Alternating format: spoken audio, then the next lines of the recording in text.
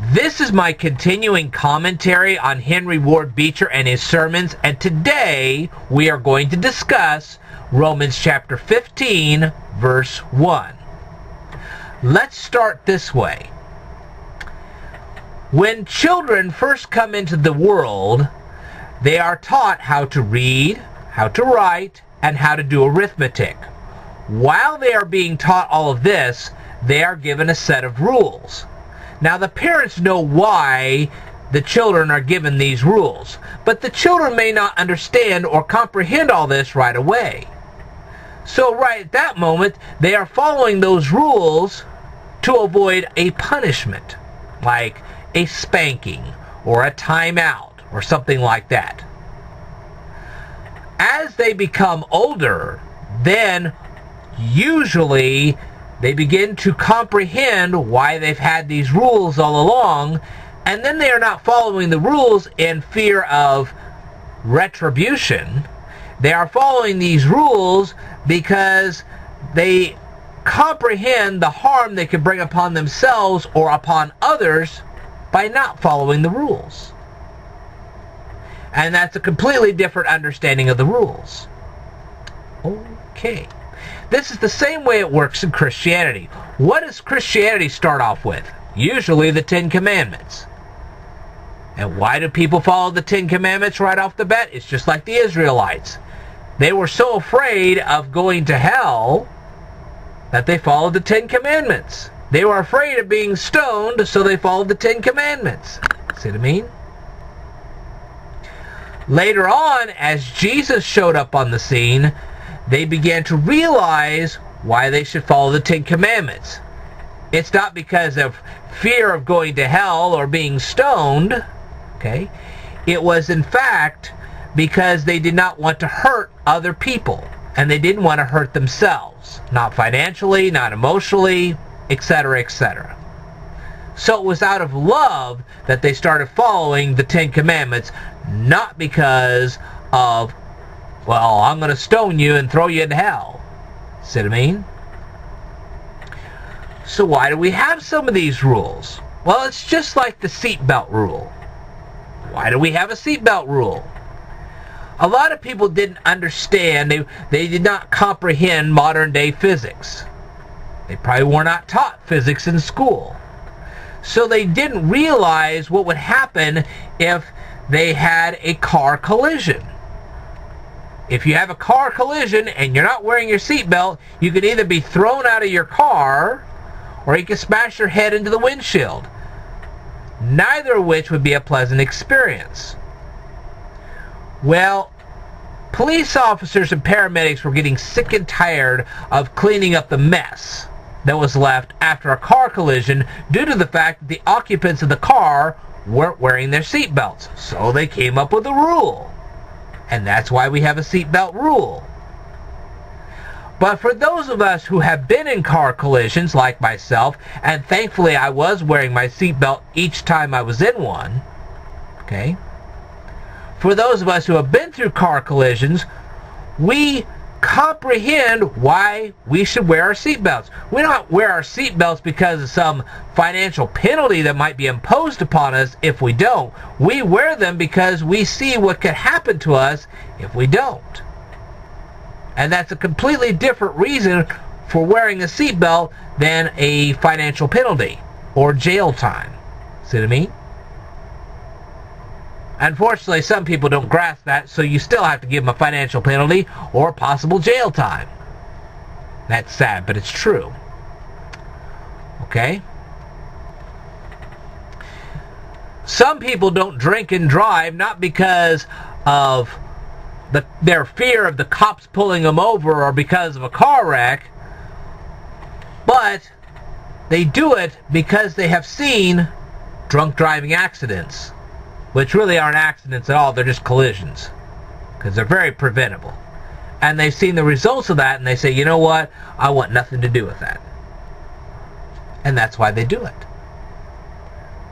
So they let their conscience be their guide. That's the same way with the Ten Commandments. If you really reviewed what the Ten Commandments were saying, you would understand why God doesn't want you to break those rules. It has nothing to do with getting you stoned and throwing you into hell. It's more of you really don't want to hurt the feelings of your neighbor, and you don't want to hurt your own feelings, and you don't want to destroy yourself or your neighbor.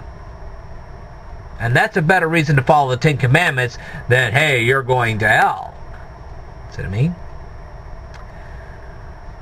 Unfortunately, some Christians achieve that higher level of understanding before others do.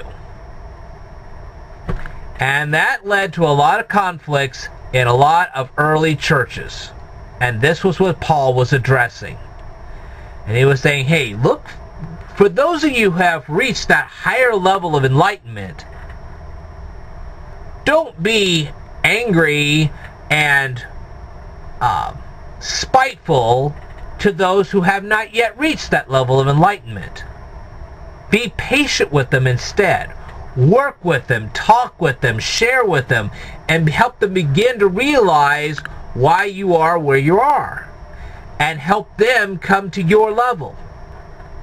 Sometimes you need to stoop down to their level to get them to be up onto yours. See what I mean? And that's what it was all about. Okay?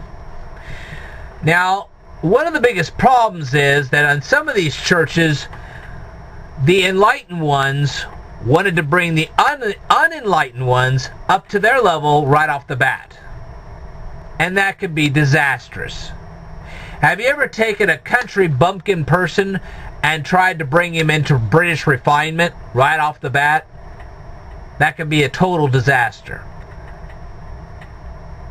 Let's say you take a poor mountain man and you suddenly hand him $2 million. Might not work out as well as you think it would. I've seen people that suddenly won the lottery who were dead broke. Okay? They're just downright broke. And they suddenly win the lottery. And they end up destitute all over again. You don't want that. Okay? All right. So, another thing that was happening was that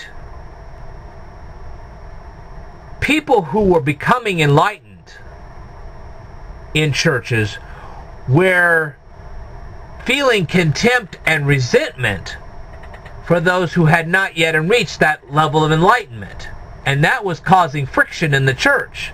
And that's where Paul came in and said, look, let's not have this conflict. Instead of being mad at them for not getting to your level of enlightenment, work with them until they get to your level of enlightenment. But don't push them into it. Be very patient with them. Because sometimes they have to take a different journey than you do.